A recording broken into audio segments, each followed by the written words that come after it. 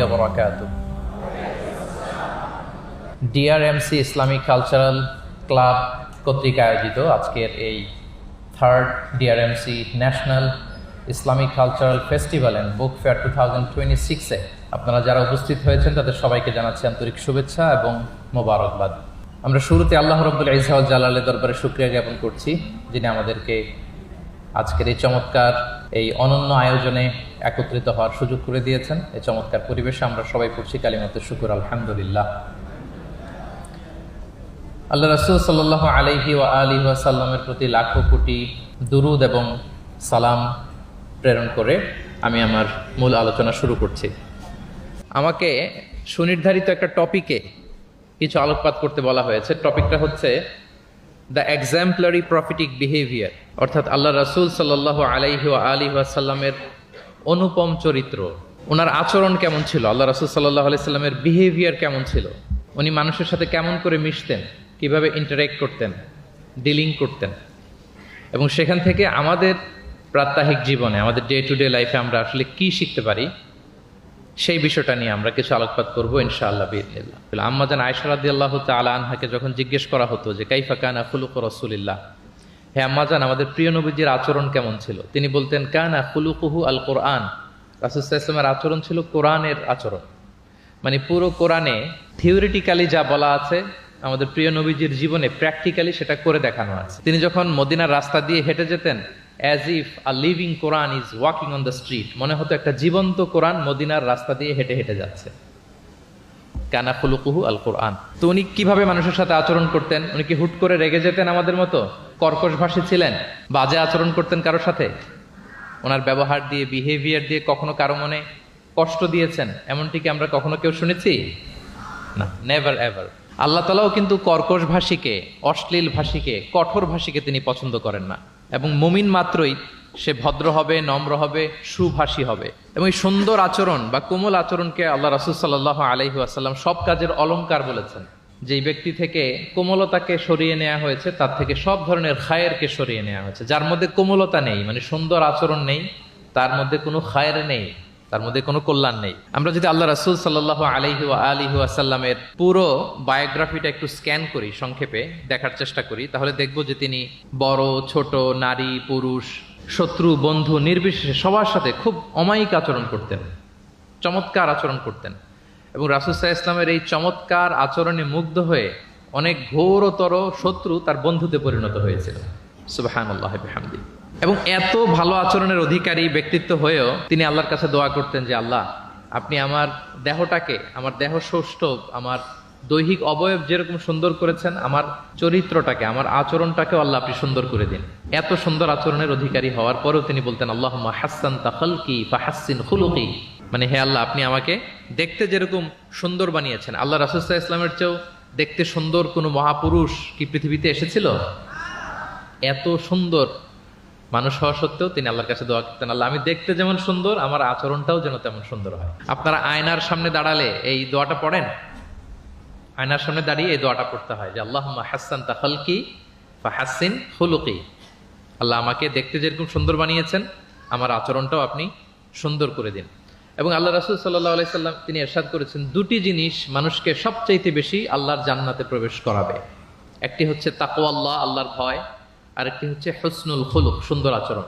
Repeat, আমি আবারও বলছি, দুটি জিনিস মানুষকে সবচাইতে বেশি আল্লাহর জান্নাতে প্রবেশ করায়। একটি হচ্ছে আল্লাহর ভয়, তাকওয়াল্লাহ, আরেকটি হচ্ছে সুন্দর আচরণ, হুসনুল খুলুক। এখানে বলা হয়নি যে নামাজ মানুষকে বেশি জান্নাতে প্রবেশ করাবে, রোজা প্রবেশ করাবে, যাকাত করাবে, হজ করাবে, এমন কিছু বলা হয়েছে না, বরং সুন্দর আচরণ মানুষকে বেশি জান্নাতে প্রবেশ করায়। আমরা অনেক সময় ইসলামের এই এসেন্সটা ধরতে পারি না। দেখবেন যে খুব নামাজি কিন্তু খিটখিটে মেজাজের লোক, খুব নামাজি স্ত্রীর সাথে খারাপ আচরণ করে, খুব আল্লাহওয়ালা প্রতিবেশীর সাথে ঝগড়াঝাটি, খুব নামাজি মানুষ কলিগের সাথে সম্পর্ক ভালো নাই। এরকম লোক আমাদের সমাজে আছে না নাই বলেন? তার মানে ইসলামের যে ট্রু এসেন্স এটা ধরতে পারে নাই। আশেপাশের নেইবরের সাথে, কলিগের সাথে, বন্ধুদের সাথে, সহপাঠীদের সাথে যে ভালো আচরণ করতে হয়, গুড বিহেভিয়ার করতে হয়, এবং এটাই যে আমাকে সবচেয়ে বেশি জান্নাতে প্রবেশ করানোর মাধ্যম হতে পারে, এটা আমরা ভুলে যাই। প্রিয় বন্ধুরা, আমরা যেন এই ব্যাপারটাকে ছোট মনে না করি। সবচেয়ে বেশি জান্নাতে মানুষকে প্রবেশ করায় তাকওয়াল্লাহ হুসনুল খুলুক, আল্লাহর ভয়, আরেকটা কি সুন্দর আচরণ। অনেক ছোট ছোট বন্ধুদেরকে আমি দেখতে পাচ্ছি অডিয়েন্সের মধ্যে। আমরা আমাদের সহপাঠীদের সাথে, বন্ধুদের সাথে ভালো আচরণ করব তো আজকে থেকে? হ্যাঁ, সাউন্ড খুব অল্প হয়েছে, আমি শুনি নাই, আরো জোরে করবো কিনা? ইনশাআল্লাহ আমরা ভালো আচরণ করব, এবং আমার সহপাঠীদের সাথে, বন্ধুদের সাথে ভালো আচরণ, এটাই আমাকে জান্নাতে প্রবেশ করাবে ইনশাআল্লাহ বলি সবাই। একটা চমৎকার হাদিস দিয়ে আমার মূল আলোচনা শুরু করি। আল্লাহ রাসূল সাল্লাল্লাহু আলাইহি ওয়া আলিহি ওয়াসাল্লাম তিনি বলেন, আনা যাঈমুন বিবাইতিন ফি রাবাদিল জান্নাতি লিমান তারাকাল মিরাআ ওয়া ইন কানা মুহিক্কান। প্রিয় নবীজি বলেন যে আমি ওই ব্যক্তিকে জান্নাতের আঙ্গিনায় একটা ঘরের সুসংবাদ দেই যে তর্ক করার সময় নিজের সঠিক, সে হকের উপর আছে, এটা জেনেও সে তর্ক করে না। তর্ককে, আর্গুমেন্টকে, ডিবেটকে স্যাক্রিফাইস করে যে না আমি ঝগড়ায় যাব না, যদিও সেই সঠিক, এরকম স্যাক্রিফাইস যে করে জান্নাতের আঙ্গিনায় তাকে আমি একটা ঘরের সুসংবাদ দেই। এরপর প্রিয় নবীজি বলছেন, অবি বাইতিন ফি ওয়াসাতিল জান্নাতি লিমান তারাকাল কাযিবা ওয়া ইন কানা মাজিহান। আর আমি ওই ব্যক্তিকে জান্নাতের মাঝামাঝি স্তরে একটা ঘরের সুসংবাদ দিচ্ছি যে ব্যক্তি কৌতুক করেও মিথ্যা বলে না। He was kidding, he was joking, but he never tells a lie. মজা করতেছে, জোক করতেছে, কিন্তু জোকের মধ্যেও সে কি করে না? মিথ্যা বলে না। তাকে জান্নাতের মাঝামাঝি স্তরে আমি একটা ঘরের গ্যারান্টি দিচ্ছি। এরপর আল্লাহ রাসূল সাল্লাল্লাহু আলাইহি ওয়াসাল্লাম বলতেছেন, ওয়াবি বাইতিন ফি আ'লাল জান্নাতি লিমান হাসানা খুলুকা। আর আমি এট দ্য ভেরি হাই, মানে পিক অফ দ্য প্যারাডাইস, জান্নাতের একেবারে সর্বোচ্চ স্তরে একটা বাসভবনের গ্যারান্টি ওই ব্যক্তিকে দেই যে অন্যের সাথে ভালো আচরণ করে। মানে হাসানা খুলুকা, যে তার চরিত্রটাকে সুন্দর করেছে, যার আচরণটাকে সুন্দর করেছে, যার আচরণটা অমায়িক আচরণ, মাধুর্যপূর্ণ আচরণ, ওই ব্যক্তিকে আমি at the highest peak of paradise, জান্নাতের সর্বোচ্চ চূড়ায় একটা বাসভবনের গ্যারান্টি দিচ্ছি। আল্লাহু আকবার।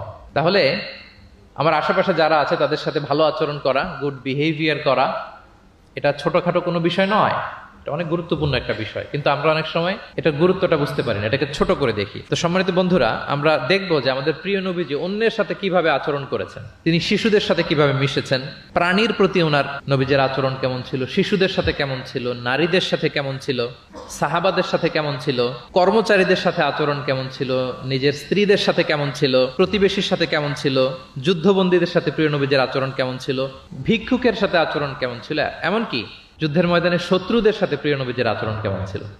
এই 10টি পয়েন্টে দ্য এক্সাম্পলারি প্রফেটিক বিহেভিয়ার এই শিরোনামে আমরা কিছু কথা আজকে শুনবার চেষ্টা করব।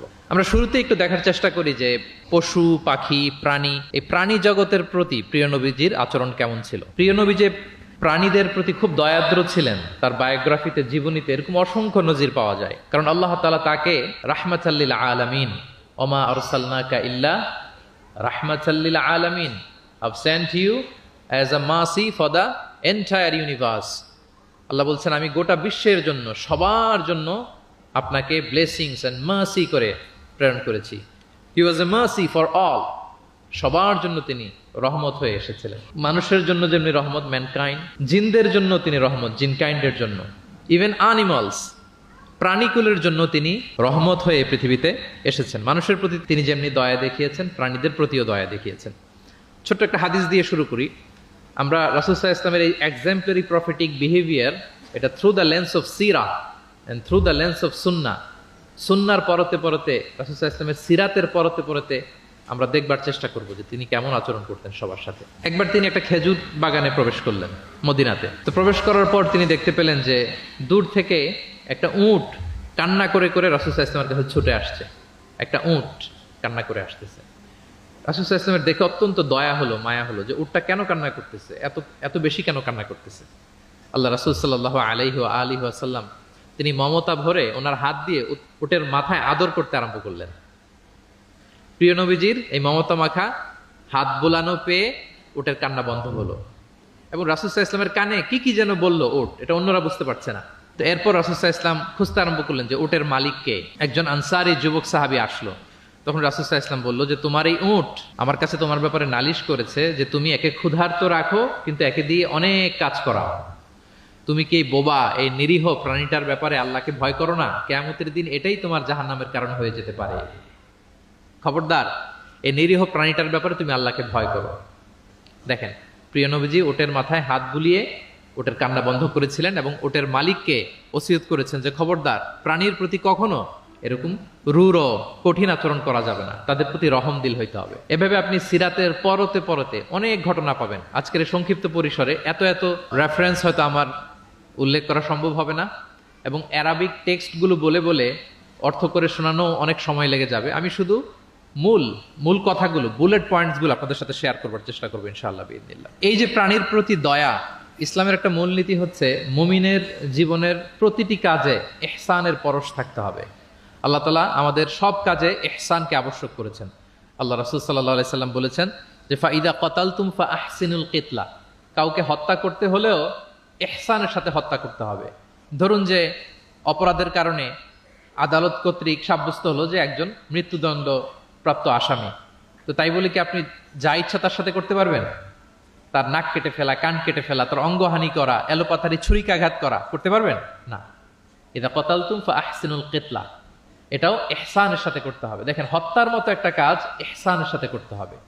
ওয়া ইদা যাবাহতুম ফাআহসিনুয যাবহা, প্রিয় নবীজি বলেন তোমরা যখন জবেই করবে, কুরবানি করবে, এখানেও ইহসানের সাথে করবে। আল্লাহু আকবার। করতেছি জবাই, করতেছি কি? বলেন সবাই আমার সাথে, করতেছি কি? জবাই। তার মানে প্রাণীটাকে তো মেরেই ফেলতেছি, কিন্তু প্রিয় নবীজি বলেন এই জবাই করার ক্ষেত্রেও ইহসান করতে হবে। এত সুন্দরভাবে দ্রুত তার গলায় ছুরি লাগাতে হবে যাতে কয়েক সেকেন্ডের মধ্যেই জবাহের কাজটা হয়ে যায়। আপনি ইচ্ছে মতো এলোপাথারি তাকে ছুরি দিয়ে কষ্ট দিতে পারবেন না। মুমিনের প্রতিটি কাজে যেন ইহসানের পরশ থাকে। একবার আল্লাহ রাসূল সাল্লাল্লাহু আলাইহি সাল্লাম এক সাহাবীর পাশ দিয়ে যাচ্ছেন। ওই সাহাবী একটা ভেড়াকে জবাই করার জন্য মাটিতে শুইয়ে পা দিয়ে চেপে ধরে এরপর ছুরি ধার করতেছে। ছাগলটাকে মাটিতে শুইয়ে পা দিয়ে চেপে ধরে এরপরে কি করতেছে? ছুরি ধার করতেছে। আর প্রাণীটা এই ছুরি ধার করার দৃশ্যটা দেখতেছে। আল্লাহ রাসূল সাল্লাল্লাহু আলাইহি ওয়াসাল্লাম তাকে ধমক দিলেন, শাসালেন, বললেন তুমি তো এটাকে 2 বার জবাই করে ফেললে, একটু পরে তো জবাই করবে, এখনই তো জবাই করে ফেলতেছো, তুমি কি আগে ধার দিয়ে নিতে পারলা না? জবাইয়ের আগে তুমি কি ছুরিটাকে ধারালো করে নিতে পারলা না? শার্পেন করে নিতে পারলা না? এভাবে আল্লাহ রাসূল সাল্লাল্লাহু আলাইহি ওয়াসাল্লাম সব সময় প্রাণীদের প্রতি তিনি দয়া দেখিয়েছেন। এবং তিনি বনি ইসরায়েলের একটা ঘটনা বলতে যে তিনি বলেছেন যে একজন প্রস্টিটিউট লেডি, ব্যভিচারী নারী, যার জন্য জাহান্নাম বরাদ্দ ছিল, কিন্তু একটা তৃষ্ণার্ত কুকুরকে পানি খাওয়ানোর কারণে আল্লাহ তাআলা ওই পাপাচারী নারীকে জান্নাত দান করেছেন। সুবহানাল্লাহি বিহামদি।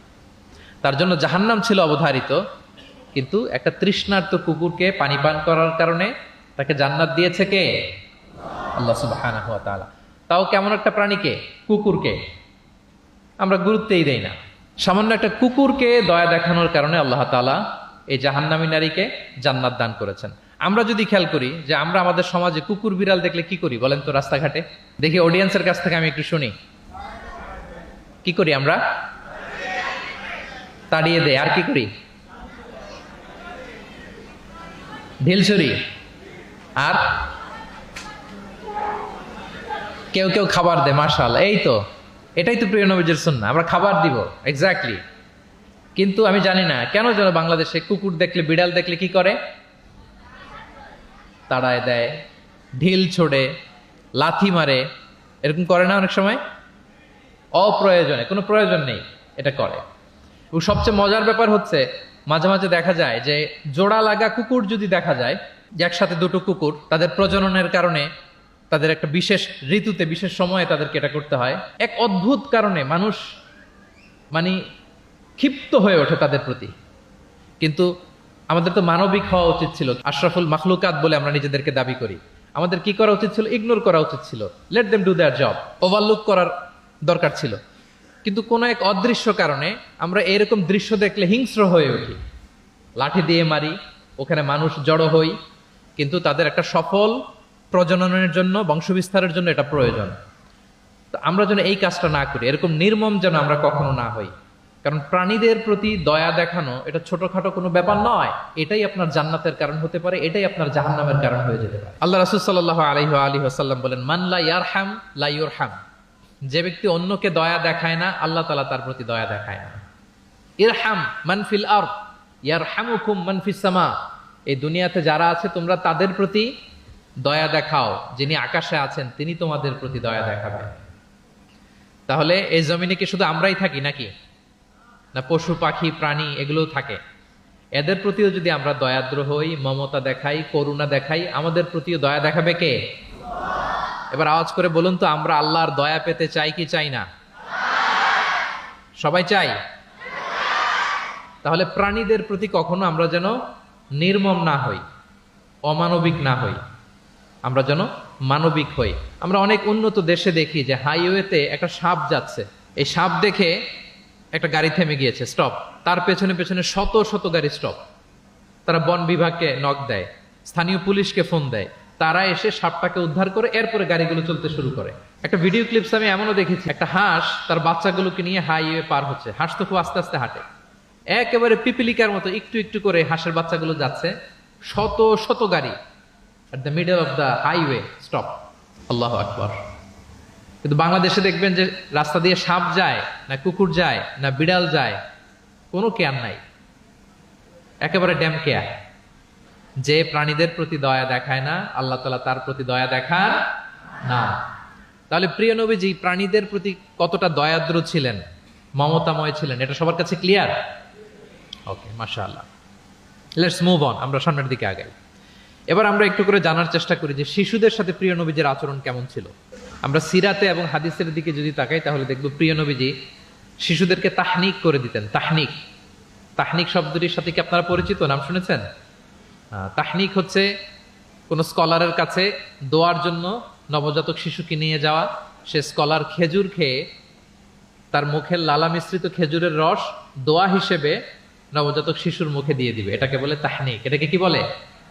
আমি করেছি অনেক জায়গায়, অনেক মা বাবা তাদের সন্তানদেরকে নিয়ে এসেছে খেজুর নিয়ে, তা আমরা বিশ্বনবীর সুন্নাহ হিসেবে এটা করে দিয়েছি। আল্লাহ রাসূল সাল্লাল্লাহু আলাইহি সাল্লামের কাছে তাহনিক করতে সাহাবারা আসতো, তিনি শিশুদেরকে পরম মমতায় তাহনিক করে দিতেন। মদিনাতে যখন সাহাবারা আসলো, তাদের কারো ঘরে কোনো সন্তান জন্মাচ্ছিল না। আল্লাহ রাসূল সাল্লাল্লাহু আলাইহি সাল্লামের শ্যালিকা আবু বকর রাদিয়াল্লাহু তাআলা আনহুর কন্যা আয়েশা রাদিয়াল্লাহু তাআলা আনহার বড় বোন আসমা বিনতে আবি বকর, তিনি প্রেগনেন্ট অবস্থায় মক্কা থেকে মদিনায় হিজরত করলেন এবং কোবাতে আসার পরপরই উনি বাচ্চা ডেলিভারি করলেন, পুত্র সন্তান। ওনার ঘর আলোকিত করে জন্ম নিল আব্দুল্লাহ ইবনে জুবাইর। মদিনায় আনন্দের হিল্লোল বয়ে গেল, কারণ ইহুদিরা বলছিল এই যে মুসলমানদের ঘরে কোনো সন্তান হয় না, সন্তান হয় না। কিন্তু যখনই আসমা বেবি ডেলিভারি করলেন, মুসলমানদের মধ্যে আনন্দের বন্যা। তো ওনার সন্তান আব্দুল্লাহ ইবনে জুবাইরকে সাথে নিয়ে কোলে করে নিয়ে তিনি প্রিয় নবীজের কাছে আসলেন। এসে বললেন, ইয়া রাসূলুল্লাহ, আপনি আমার সন্তানের জন্য দোয়া করে দিন। আল্লাহ রাসূল সাল্লাল্লাহু আলাইহি ওয়াসাল্লাম একটা খেজুর নিয়ে, খেজুর চিবিয়ে ওনার লালা মোবারক মিশ্রিত বরকতময় লালা নিয়ে, খেজুরের রস নিয়ে আব্দুল্লাহ ইবনে জুবাইরের মুখের মধ্যে দিয়ে দিয়েছেন। ও এজন্য আসমা বিনতে আবু বকর সবসময় গর্ব করে বলতেন যে আমার কলিজার টুকরা সন্তান আব্দুল্লাহর পাকস্থলীতে সর্বপ্রথম পৌঁছেছে প্রিয় নবীর লালা মিশ্রিত খেজুরের রস। সুবহানাল্লাহ ওয়া বিহামদিহি। আল্লাহ রাসূল সাল্লাল্লাহু আলাইহি ওয়াসাল্লাম এরকম তাহনিক করতেন। আপনারাও সুযোগ হলে আপনাদের স্থানীয় যে স্কলাররা আছেন, ভালো স্কলার, আল্লাহওয়ালা মানুষ, তাদের কাছে সন্তানদেরকে নিয়ে তাহনিক করাবেন। প্রিয় নবীজি তাহনিক করতেন। শিশু সন্তানদেরকে তিনি কোলে নিতেন, হাদিসে এসছে অনেক বাচ্চাকে তিনি কোলে নিয়েছেন এবং ওই বাচ্চা আল্লাহর হাবিব সাল্লাল্লাহু আলাইহি সাল্লামের জামার মধ্যে প্রস্রাব করে দিয়েছে, এটাও হাদিসে এসছে। এরকম ইনসিডেন্টও ঘটেছে। তিনি বাচ্চাদেরকে আগে সালাম দিতেন। কি করতেন?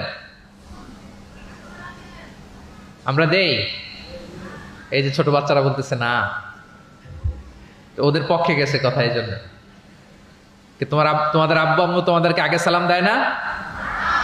দেয় নাকি দেয় না? তাহলে আমরা আগে সালাম দিব বাচ্চাদের।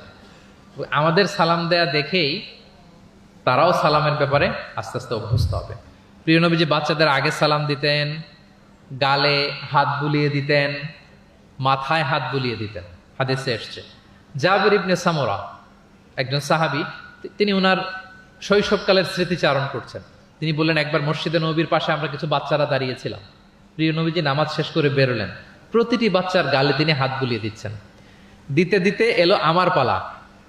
তিনি শৈশবের স্মৃতিচারণ করে বলছেন যে প্রিয় নবীজি যখন আমার গালে হাত লাগালেন, আমি একটা হিম শীতল পরশ অনুভব করলাম। এবং তিনি বললেন যে মদিনার বাজারে যখন আতরওয়ালারা আসতো, আতরের যে প্যাকেট বা লাগেজ উনি যখন খুললে একটা চমৎকার স্মেল আসতো, প্রিয় নবীজের হাত থেকে আমরা ওইরকম একটা সুগন্ধির গন্ধ পেলাম। আল্লাহু আকবার। তাহলে বাচ্চাদের দেখলে তিনি মাথা এবং গালে হাত বুলিয়ে দিতেন। তিনি বাচ্চাদেরকে দেখলে চুমু খেতেন। বাচ্চাদের সাথে খুব মজা করতেন, খেলাধুলা করতেন। হাদিসে এসছে ওনার চাচাতো ভাই যারা আছে ছোট ছোট, তাদেরকে তিনি লাইন ধরে দাঁড় করাতেন আর বলতেন, মান সাবাকা ইলাইয়া ফালাহু কাদা ওয়া কাদা। দেখি কে এসে আমাকে আগে ধরতে পারে, যে ফার্স্ট হবে তাকে এটা দিব, যে আগে ধরতে পারবে তাকে এটা দিব। আল্লাহু আকবার। এবং তারাও আনন্দে উৎফুল্ল হয়ে দৌড়াতে দৌড়াতে কেউ প্রিয় নবীজির বুকের উপরে এসে ঝাপটে পড়তো, কেউ কাঁধে উঠতো, কেউ পিঠে উঠতো, এভাবে দৌড়ে বিশ্বনবী সাল্লাল্লাহু আলাইহি ওয়াসাল্লামের কাছে তারা আসতেন। এবং মাঝে মাঝে তিনি শিশুদের মধ্যে কোনো ভুলভাল কিছু দেখলে শুধরে দিতেন। ওমর ইবনে আবি সালামা রাদিয়াল্লাহু তাআলা আনহু তিনি বলছেন, আমি যখন ছোট ছিলাম একবার প্রিয় নবীজির কোলে বসা ছিলাম, আমাদের সামনে খাবার দেয়া হলো, তো আমি খাবারের এখান থেকে নেই ওখান থেকে নেই, এদিক সেদিক থেকে খাবার নিচ্ছি। আল্লাহ রাসূল সাল্লাল্লাহু আলাইহি ওয়াসাল্লাম আমাকে বললেন, ইয়া গোলাম, হে বৎস, সাম্মিল্লাহ, তুমি বিসমিল্লাহ বলো। তাহলে খাওয়ার শুরুতে আমরা কি বলবো? ওয়া কুল বিয়ামিনিক, এবং ডান হাতে খাও। কোন হাতে? কোন হাতে? ডান হাতে। আচ্ছা। ওয়াকুল বিয়ামিনিক ওয়াকুল মিম্মা ইয়ালিক, আর তোমার সামনে যেটা আছে ওখান থেকে খাও। ডানে বায়ে সামনে পিছনে এদিক থেকে ছোটাছুটি করে টানাটানি করো না। তিনি বলেন যে বিশ্বনবী যখন আমাকে এই গাইডলাইন দিলেন, তারপর থেকে আজীবন আমি এই সিস্টেমেই খেয়েছি, আজীবন এই সিস্টেমেই খেয়েছি। তাহলে এটিকেটস অফ হ্যাভিং ফুড, খাবারের যে এটিকেটস, রাসূল সাল্লাল্লাহু আলাইহি ওয়াসাল্লাম বাচ্চাকে শিখিয়ে দিলেন। আরেক হাদিসে এসছে সাদাকার খেজুর স্তূপ করা ছিল মদিনায়, যাকাতের খেজুর। হঠাৎ ওনার নাতি, আল্লাহ রাসূল সাল্লাল্লাহু আলাইহি ওয়াসাল্লামের নাতি হাসান রাদিয়াল্লাহু তাআলা আনহু যাকাতের খেজুর একটা নিয়ে খাওয়া শুরু করলেন। ছোট মানুষ, কোনটা যাকাতের খেজুর আর কোনটা খাওয়া যাবে এটা তো উনি বুঝতেন না। ছোট্ট মানুষ যাকাতের খেজুর খাওয়া শুরু করলেন। দূর থেকে প্রিয় নবীজি দেখে দৌড়ে গেলেন, দৌড়ে মুখ থেকে টেনে খেজুরটা বের করলেন। হাদিসে এসেছে প্রিয় নবীজি বলতে আরম্ভ করলেন, ইরমি বিহা কিখ কিখ। এটা একটা আরবিক এক্সপ্রেশন। কিখ কিখ মানে আমরা বাংলায় যেটা বলি ওয়াক, থু থু, থু মেরে ফেলে দাও। হাসান রাদিয়াল্লাহু তাআলা আনহু তিনি বললেন যে নানা ভাই, থু মেরে ফেলে দাও। আল্লাহ তাআলা, তুমি কি জানো না, আন্না লা নাআকুলু সাদাকা, আমরা হাশিমি খানদান, আমরা কখনো সাদাকার কিছু খেতে পারবো না। আল্লাহু আকবার। তাহলে দ্য কনসেপ্ট অফ হালাল এন্ড হারাম ছোটবেলা থেকে তিনি শিখাই দিলেন নাতিকে। এভাবে শিশুদেরকে আদর করতেন, ভালোবাসা দিতেন, মায়া মমতায় জড়িয়ে রাখতেন, এবং ভুল করলে পরম মমতায় শুধরে দিতেন। তাহলে শিশুদের সাথে প্রিয় নবীজির কেমন আচরণ আমরা বুঝতে পারছি। তিনি শিশুদের প্রতি কতটা কনসিডারেট ছিলেন, কতটা তিনি কনসিডারেট ছিলেন আমরা একটা ছোট্ট হাদিস থেকে শুনি। একবার তিনি কোন এক নামাজে দীর্ঘ লম্বা সিজদা করে দিলেন, দীর্ঘ লম্বা, এত লম্বা সিজদা কখনো তিনি করেন না। নামাজ শেষে সাহাবারা জিজ্ঞেস করলেন, ইয়া রাসূলুল্লাহ, আপনি কি সিজদার মধ্যে অসুস্থ হয়ে গেলেন নাকি, অথবা কোরআনের আয়াত নাজিল হলো নাকি? এত দীর্ঘ সিজদা তো ফরজ নামাজে কখনো করতে দেখি না। রাসূল সাল্লাল্লাহু আলাইহি ওয়াসাল্লাম বললেন, কুল্লু যালিকা লাম ইয়াকুন, না একটাও না, ওহিও নাজিল হয়নি, অসুস্থও হয়নি। কারণ আমি যখন সিজদায় ছিলাম, আমার নাতি খেলতে খেলতে আমার কাঁধের উপরে চড়ে বসেছে।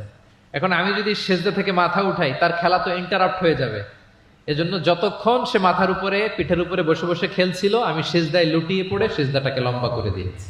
সূক্ষ্ম বিবেচনা বোধ ছিল প্রিয় নবীজির, এবং শিশুদের প্রতি তিনি কতটা কনসিডারেট ছিলেন, এটা ছিল প্রিয় নবীজির শিশুদের সাথে আচরণ। তাহলে প্রাণীদের সাথে তিনি কেমন ছিলেন আমরা জানলাম, শিশুদের সাথে কেমন ছিলেন আমরা জানলাম। এবার আমরা দেখি যে নারীদের সাথে প্রিয় নবীজির আচরণ কেমন ছিল। তিনি নারীদেরকে অত্যন্ত সম্মান করতেন। কি করতেন?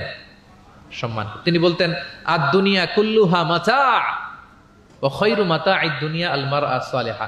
পৃথিবীর সব কিছু যা দেখা যায় সব সম্পদ, কিন্তু এর মধ্যে সবচেয়ে দামি সম্পদ হচ্ছে নেককার নারী। কারণ তাদের পেট থেকেই পৃথিবীর সব ভালো মানুষ, মহাপুরুষরা এসেছে, আল্লাহর ওয়ালিরা এসেছে, নবীরা এসেছে। নবীরা কাদের পেট থেকে এসেছে বলেন? নবীরা মায়েদের পেট থেকে এসেছে না? এবং তিনি বলতেন, খায়রুকুম খায়রুকুম লি আহলিহি ওয়া আনা খায়রুকুম লি আহলি। তোমাদের মধ্যে সে সবচেয়ে সেরা যে তার পরিবারের কাছে সেরা, মানে স্ত্রীর কাছে সেরা, আর আমি আমার স্ত্রীর কাছে সেরা। প্রিয় নবীজি বলতেন। আল্লাহু আকবার। একবার একদল নারী এবং শিশুকে বিয়ের অনুষ্ঠান থেকে ফেরার পথে তাদেরকে দেখে প্রিয় নবীজি বললেন, তোমরা আমার কাছে সর্বাধিক প্রিয়। নারীদেরকে তিনি অত্যন্ত পছন্দ করতেন এবং সম্মান করতেন, এবং নারীদের সাথে ভালো আচরণ করার ব্যাপারে তিনি আমাদেরকে আদেশ করেছেন। তিনি বলেছেন, ফাস্তাউসু বিন্নিসাই খায়রা, খবরদার নারীদের সাথে রূঢ় আচরণ করো না, খারাপ আচরণ করো না, তাদের সাথে ভালো আচরণ করো।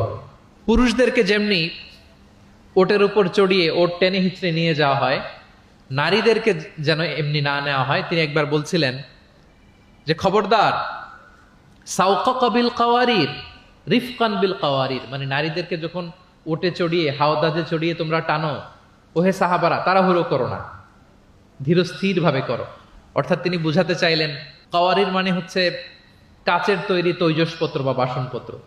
আমাদের ঘরে যে কাচের প্লেট, চামচ, গ্লাস আছে, এগুলো যদি সাবান দিয়ে আমাদের ধুইতে হয়, ক্লিন করতে হয়, আমরা কি করি? খুব সাবধানে এটাকে ধরি, রাখি, ক্লিন করি, তাই না?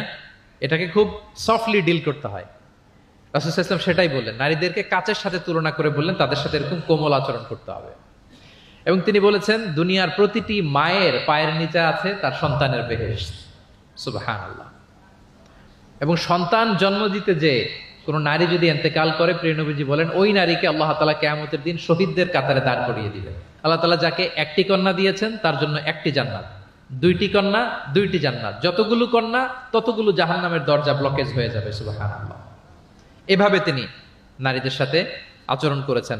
নারীরা মদিনার সমাজে প্রিয় নবীজির পেছনে সালাতে অংশগ্রহণ করত, প্রিয় নবীজির পেছনেই তারা সালাতে অংশগ্রহণ করতো। এখনো আপনারা মদিনাতে বা মক্কাতে গেলে দেখবেন যে পুরুষদের পাশাপাশি নারীরাও সেখানে সালাতে অংশগ্রহণ করে। প্রিয় নবীজিকে ডিরেক্টলি তারা প্রশ্ন করতেন, কিউএ সেশনে অংশগ্রহণ করতেন, কোশ্চেনিং আনসারিং সেশন। নারীদের মধ্যে থেকে দাঁড়িয়েও তারা প্রশ্ন শুরু করে দিতেন। রাসূল সাল্লাল্লাহু আলাইহি ওয়াসাল্লামের সাথে সফরে অংশগ্রহণ করতেন। এভাবে প্রিয় নবীজি নারীদেরকে একটা মর্যাদার আসনে রেখেছেন, তাদের সাথে এইভাবে তিনি ডিল করতেন। এবার আমরা একটু জানার চেষ্টা করি যে সাহাবাদের সাথে প্রিয় নবীজির আচরণ কেমন ছিল, মানে যারা ছিল প্রিয় নবীজির সাথী তাদের সাথে আচরণ কেমন ছিল। আমরা জানি যে সাহাবারা হচ্ছে প্রিয় নবীজির হাতে গড়া ছাত্র, হাতে গড়া টিম। নবীজির সুখে দুঃখে সবসময় তারা থাকতো এবং প্রিয় নবীজিকে আগলে রাখতো। প্রিয় নবীজির এখন পেনি তারা কখনো মিস করতে চাইতো না। এমনকি কখনো কখনো কোনো সাহাবার ক্ষুধা লাগলে তারা প্রিয় নবীজির কাছে এসে বসে থাকতো। তারা বলতো যে প্রিয় নবীজির চেহারার দিকে তাকিয়ে থাকলে আমাদের ক্ষুধা মিটে যেত। নবীজির নুরানি চেহারার দিকে তাকিয়ে থাকলে কি হতো? পেটের ক্ষুধা চলে যেত। যে আয়াত দিয়ে আমি শুরু করেছিলাম, ফাবিমা রাহমাতিম মিনাল্লাহি লিনতা লাহুম ওয়ালাউ কুনতা ফাদদান গালিযাল কলবি লানফাদ্দু মিন হাওলিক। নবী হে, আল্লাহর রহমতে আপনি কোমল হৃদয়ের অধিকারী হয়েছেন, এজন্য সবাই আপনাকে ঘিরে থাকতে চায়, আপনার পাশে থাকতে চায়। আপনি যদি কর্কশ ভাষী হতেন, কঠোর আচরণের অধিকারী হতেন, তাহলে এখন যেমনি আপনার সাহাবারা আপনাকে ঘিরে রাখে, সব সময় আপনার পাশে থাকতে চায়, তারা এমনটি আপনাকে ঘিরে রাখতো না। এবং আল্লাহ রাসূল সাল্লাল্লাহু আলাইহি ওয়াসাল্লামের চেহারায় সবসময় একটা স্মাইলিং ফেস থাকতো, অলওয়েজ স্মাইল। তিনি বলতেন তাবাসসুমুকা ফি ওয়াজহি আখিকা সাদাকা, your smile to your brother it's a charity. তুমি তোমার ভাইয়ের দিকে তাকিয়ে যে মুচকি হাসি দাও, এতেও আল্লাহ তাআলা তোমার আমলনামায় সাদাকা দেওয়ার সওয়াব দিয়ে দেন। আপনারা মুচকি হাসেন তো? কি মুচকি হাসেন? হ্যাঁ, মুচকি হাসবেন। মুচকি হাসতে পয়সা লাগে না, লাগে? মুচকি হাসবেন। মুচকি হাসলে এটা সাদাকা দেওয়ার সমান সওয়াব। অলওয়েজ একটা স্মাইলি ফেসে থাকতেন প্রিয় নবীজি। ওনার চেহারা দেখলেই মানুষের মন ভালো হয়ে যেত। আল্লাহু আকবার। সাহাবাদের সাথে ওনার আচরণ কেমন ছিল, ডিলিংস কেমন ছিল? এক নম্বরে তিনি খুব কোমল আচরণ করতেন সাহাবাদের সাথে। কেউ যখন প্রিয় নবীজির সাথে কথা বলতো, ওই লোক কথা বলার সময় চোখ না ফেরালে প্রিয় নবীজি কখনো তার থেকে চেহারা ফেরাতেন না। মুসাফা করার সময় যিনি প্রিয় নবীজির সাথে মুসাফা করেছেন, ওই লোক হাত টেনে না নিলে প্রিয় নবীজি কখনো হাত টেনে নিতেন না। সুবহানাল্লাহ, হোয়াট এ হাম্বল পার্সোনালিটি। তিনি সাহাবাদের প্রতি এতটাই কোমল ছিলেন, একটা ছোট্ট হাদিস থেকে আমরা একটু বোঝার চেষ্টা করি। তিনি সাহাবাদের নিয়ে বসা ছিলেন, এক বেদুইন এসে মসজিদে নববীতে 2 রাকাত নামাজ পড়লো। 2 রাকাত নামাজ পড়েই বিষ্ণু ইসা ইসলামের কাছেও আসে না, সালামও দেয় না, কারণ বেদুইন তো, সভ্যতার কোনো অ্যাটিকেটস, কোনো ছোঁয়া তার মধ্যে লাগেনি। সে নামাজ পড়ে আল্লাহর কাছে দোয়া করতেছে, এবং দোয়া কিরকম দেখেন, সে দোয়ায় বলতেছে আল্লাহুম্মা আরহামনি ওয়া মুহাম্মাদা ওয়ালা তারহাম মা'আনা আহাদা, মানে আল্লাহ তুমি আমারে রহম করো আর মুহাম্মদ সাল্লাল্লাহু আলাইহি ওয়াসাল্লামকে রহম করো, আমাদের দুজনের সাথে আর কাউরে রহম করো না তুমি। বেদুইন, তার মধ্যে এটিকেটস অফ দোয়া, দোয়ার যে একটা আদব আছে এটা তার জানা নাই। সে বলে আল্লাহ আমাকে মাফ করো, মুহাম্মদ সাল্লাল্লাহু আলাইহি ওয়াসাল্লামকে মাফ করো, আর কাউকে না। তো দূর থেকে রাসূল সাল্লাল্লাহু আলাইহি ওয়াসাল্লাম দেখে হেসে বললেন, হায় রে, একটা প্রশস্ত ব্যাপারকে সে সংকীর্ণ বানায় ফেললো। কারণ আল্লাহর দরবারে কি রহমের কোনো কমতি আছে? সবাই বলুন তো আওয়াজ করে, আল্লাহর দরবারে রহমতের কোনো কমতি ঘাটতি আছে? কোনো কমতি নাই, কোনো ঘাটতি নাই। তো সে তো দোয়াতে আমাদের সবাইকে ইনক্লুড করলেও পারতো। যাই হোক, নামাজ পড়ে দোয়া করে এবার মসজিদে নববীর মাঝখানে পেশাব করতে আরম্ভ করলো। কোথায়? মসজিদের মাঝখানে। সাহাবার তো রেগে মেগে আগুন, তাকে ধরতে যাবে, মারতে যাবে। রাসূল সাল্লাল্লাহু আলাইহি ওয়াসাল্লাম বললেন দাউ, রাখো, বোঝেন আলোকটা করতে দাও, করে ফেললো। এবার প্রিয় নবীজি বললেন হারিকু আলা বাউলিহি সাজলান মিন মা, তখনকার মসজিদে নববী তো বালুর ফ্লোর ছিল, জানেন আপনারা? আমাদের এখনকার মসজিদ তো এই যে এরকম পাকা টাইলস করা, কার্পেটিং, আরো কত কি, কিন্তু তখনকার মসজিদে নববী ছিল কিসের? ফ্লোরটা বালুর। তো রাসূল সাল্লাল্লাহু আলাইহি ওয়াসাল্লাম বললেন যে বালুর মধ্যে যদি পেশাব করে দিছে, এক বালতি পানি ঢেলে দাও। এক বালতি পানি ঢেলে দেয়া হলো। আর সাহাবাদেরকে তিনি শান্ত হতে বললেন যে থামো, তার প্রতি আগ্রাসী হয়েও না, কারণ ফাইন্নামা বুইসতুম মুয়াসসিরিন, তোমরা সহজপন্থী হয়ে প্রেরিত হয়েছো, ওয়ালাম তুবআসু মুআসসিরিন, তোমরা কট্টরপন্থী হয়ে প্রেরিত হও নাই। আল্লাহু আকবার। তিনি বুঝালেন যে এই উম্মাত হবে সহজপন্থী, কট্টরপন্থী নয়। যে কোনো জিনিসকে খুব সিম্পলি ডিল করতে হবে। এবার তিনি ওই বেদুনকে ডেকে পাঠালেন, বললেন আচ্ছা তুমি যে মসজিদের ভেতরে তোমার উট ঢুকালে এবং মাঝখানে পেশাব করে দিলে, তুমি কি জানো এটা এই কমিউনিটির ইবাদতগাহ, এই মদিনার সোসাইটির এটা একটা মসজিদ। আমরা এখানে নামাজ পড়ি, আল্লাহর জিকির করি, এখানে কোরআন তেলাওয়াত করি, এই জায়গায় বসে তোমার পেশাব করা কি ঠিক হলো? প্রিয় নবীজি যখন ভালোবেসে তাকে কাছে ডেকে বুঝালেন, সে মাথা নিচু করে এবার কাচুমাচু করতে আরম্ভ করলো। সে লজ্জিত হয়ে প্রিয় নবীজির কাছে ক্ষমা চাইল। সুবহানাল্লাহ। তাহলে তিনি সাহাবাদের প্রতি কতটা কোমল আচরণের অধিকারী ছিলেন, এই হাদিস থেকে আমরা বুঝতে পারলাম। তিনি সাহাবাদের জন্য দোয়া করতেন, প্রাণ ভরে দোয়া করতেন। একবার তিনি ওয়াশরুম সেরে, রাসূল সাল্লাল্লাহু আলাইহি ওয়াসাল্লাম তো সব সময় অজু অবস্থায় থাকতেন, শুধু ওয়াশরুম সেরে আবার অজু করা পর্যন্ত যে টাইমটা, এতটুকু ছাড়া। ওয়াশরুম সেরে আসলেন, এসেই দেখেন একটা পাত্রের মধ্যে কে যেন অজুর পানি রেখে দিয়েছি। খুশি হয়ে গেলেন তিনি বললেন যে আমার যে এখন অজুর পানি লাগবে, এটা কে বুঝলো, কে রাখলো? বলা হলো যে এটা আব্দুল্লাহ রেখেছে, ছোট্ট আব্দুল্লাহ, ওনার কাজিন আব্দুল্লাহ ইবনে আব্বাস, ওনার চাচাতো ভাই। উনি এত খুশি হলেন ছোট্ট আব্দুল্লাহর এই কাজে, যে আমার যে এখন অজুর পানি লাগবে এটাও কি করে বুঝলো। উনি এত খুশি হলেন, খুশি হয়ে তার জন্য একটা দোয়া করলেন। তিনি বললেন যে আল্লাহুম্মা ফাক্কিহু ফিদ্দীন ওয়া আল্লিমহু তা'ওয়িল, আল্লাহুম্মা আল্লিমহুল কিতাব, মানে আল্লাহ তুমি তাকে কোরআনের জ্ঞান শিক্ষা দিও, কোরআনের খুঁটিনাটি জ্ঞান তুমি আব্দুল্লাহকে শিক্ষা দিও। এবং প্রিয় নবীজির দোয়ার বরকতে আব্দুল্লাহ ইবনে আব্বাস রাদিয়াল্লাহু তাআলা আনহু তিনি রাইসুল মুফাসসিরিন, গোটা বিশ্বের সব মুফাসসিরদের সম্রাট হয়ে গিয়েছেন। পৃথিবীতে যত মুফাসসির আসবে তার মধ্যে হেড অফ মুফাসসির, চিফ সম্রাট হচ্ছেন আব্দুল্লাহ ইবনে আব্বাস রাদিয়াল্লাহু তাআলা। ওই প্রিয় নবীজির দোয়া।